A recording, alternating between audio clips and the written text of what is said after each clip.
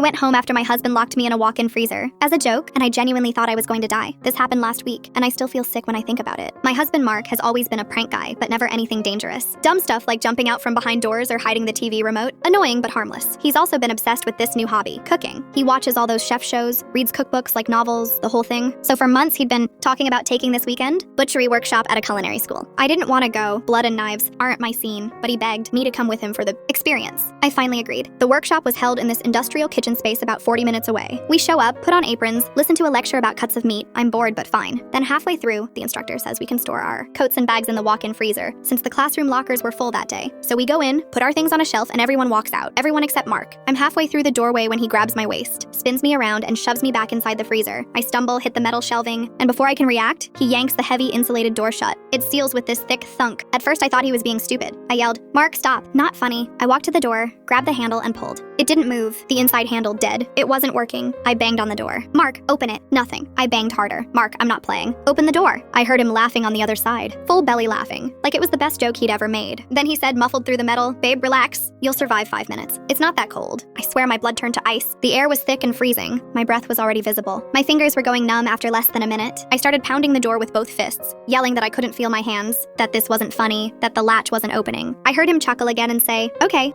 chill, literally like he thought he was a comedian. Then silence, like he'd walked away. I froze completely. My brain switched from annoyed to real fear. It was only 3-4 minutes, but my body felt like it was shutting down. My ears rang. I swear I felt my vision narrowing. All I could think was, I'm going to die in here. I'm actually going to die. I started crying. Big, ugly, panicked sobs. My breath was shaking so hard it hurt. Then finally the door yanked open. Light hit my face and I stumbled forward. Mark was standing there grinning like he expected me to laugh with him. Instead, I collapsed into him because my legs were shaking so badly. I couldn't stand on my own. He caught me and went, "Whoa, calm down. It was just a joke. Don't be dramatic." I didn't respond. I just walked straight past him into the hallway to warm up. My fingers stung painfully as they thawed. My heart was racing like I'd run a marathon. He kept following me around the kitchen, whispering, "Come on, you're embarrassing me." Like I was the problem. I told him, "I'm leaving." He said, "Seriously? Over this? Over almost freezing to death?" "Yes." We walked to the parking lot in silence. He kept muttering, "It wasn't that cold, and you always overreact." In the car, he said, "You're ruining the whole day." I didn't even look at him. I just drove us home. When we got home, I went straight to the guest room. My body finally let go and I started crying. Panic, anger, everything at once. I couldn't stop shaking. My skin still felt cold. Mark didn't check on me. He just turned on a video game in the living room like nothing happened. An hour later, he knocked softly and said, "Look, I'm sorry you freaked out. Not sorry for trapping me. Sorry, I freaked out." I didn't say a word. The next morning, he asked what I wanted for breakfast. Like we didn't almost have a freezer-related homicide the day before. I told him I needed space. He rolled his eyes and said, "Here we go again." Like I was being unreasonable for not wanting to be locked in an industrial death box. I still don't know what to do next.